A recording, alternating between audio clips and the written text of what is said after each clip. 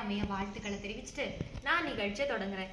கேட்டுட்ருக்கீங்க சோனா FM 107.8 நம்ம மக்களின் குரல் சமுதாய வானொலியில சேலத்தின் முகங்கள் நிகழ்ச்சியை தொகுத்து வழங்குறதுக்காக மணிமேகலை நான் வந்துட்டேங்க. ஒவ்வொரு நாளும் சேலத்தின் முகங்களா ஒவ்வொரு நபர்கள் அவங்களோட வாழ்க்கை பயணத்தை நம்ம கூட பகிர்ந்துட்டு இருக்காங்க.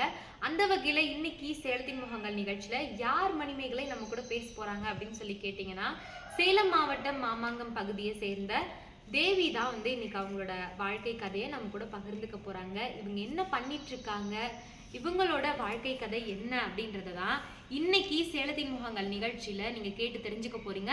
உங்களோட சேர்ந்து நானும் கேட்டு தெரிஞ்சுக்க போறேன். வணக்கம் மேம். வணக்கங்க. வணக்கங்க. கொஞ்சம் சத்தமா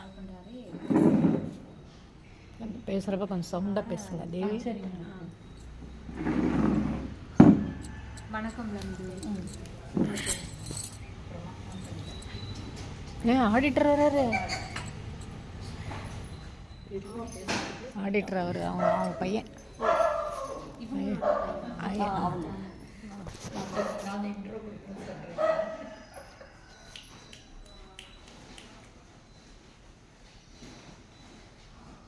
வணக்கம் மேம்.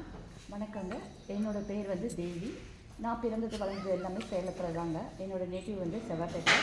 எங்கள் அப்பாவும் எங்கள் அம்மாவும் எங்கள் அப்பா வாத்தியாராக இருந்தாருங்க. எங்கள் அம்மா ஹவுஸ் ஒய்ஃப் தாங்க. ஆனால் அவங்களும் பிஎட் பண்ணியிருக்காங்க. ஆனால் அவங்களுக்கு கவர்மெண்ட் ஜாப் கிடைக்கலைங்க. அவங்க தனியார் ஸ்கூலுக்கு தாங்க ஜோதி வித்யாலயாவுக்கு போனாங்க.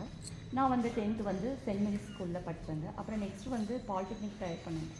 ஆனால் பாலிடெக்னிக் எனக்கு கிடைக்கலைங்க. ஆனால் அதனால் நான் 11th 12th படித்தேன். 11th 12th முடிச்சுட்டு அப்புறம் கவர்மெண்ட் ஆர்ட்ஸ் காலேஜில் பெண்கள் ஆர்ட்ஸ் காலேஜில் பிஎஸ்சி மேக்ஸ் படித்தேங்க. பிஎஸ்சி மேக்ஸ் படித்து முடிச்சிட்டோன்னே எனக்கு 20 முடிஞ்சோன்னே 21லேயே மேரேஜ் பண்ணிட்டாங்க. எங்கள் வீட்டில் நான் பெரிய பொண்ணு தாங்க. அதனால் நான் எல்லாத்தையுமே அரவணைச்சிட்டு தான் போகணும். எனக்கு ஒரு தம்பி. ஆனால் எங்கள் சித்தப்பா குழந்தைங்க நாங்கள் எல்லாருமே கூட்டு குடும்பமாக தான் வாழ்ந்தோம். அதனால் எல்லாத்துக்குமே நான் தான் ரோல் மாடல், எல்லாத்துக்குமே நான் தான் கைடன்ஸ் கொடுக்கணும், எல்லாத்துக்குமே நான் தான் பண்ணணும். அதனால் அந்த லீடர்ஷிப்புன்றது எனக்கு என்னோடய பிறவிலே வந்ததா இல்லை என்னோடய ரத்தத்துலேயே இருக்குதான்னு தெரியல. அதனால் எனக்கு அப்படியே அமைஞ்சிருச்சுங்க. அதேமாதிரி என் திருமண வாழ்க்கையும் நான் தான் எங்கள் வீட்டுக்கு பெரிய மருமகள்ங்க. எனக்கு மாமியார் கிடையாது, நாத்தனார் கிடையாது, மாமனார், 2 கொழுந்தனார், எங்கள் வீட்டுக்கார். அதனால் அந்த குடும்பத்துலேயும் நான் தான் போய் எல்லா தலைமை பொறுப்பையும் எடுத்துக்கிட்டு என்னோடய 2 கொழுந்தனார்களுக்கும் கல்யாணம் பண்ணி வச்சேங்க. எனக்கு ஒரு பையன் ஒரு பொண்ணு இருக்காங்க.